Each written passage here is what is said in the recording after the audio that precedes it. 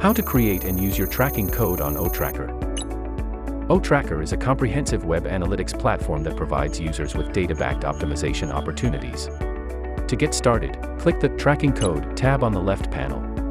Create a new project to track and monitor your website performance. Enter your website name, web URL, and the purpose of your website to create your project. After you have successfully created your project, a unique tracking code is generated.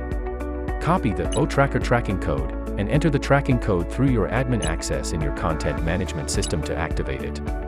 Click on Dashboard on the left panel and select the desired website to view detailed analytics. With these simple steps, you can now monitor, track and optimize countless analytics and reports for your website with OTracker.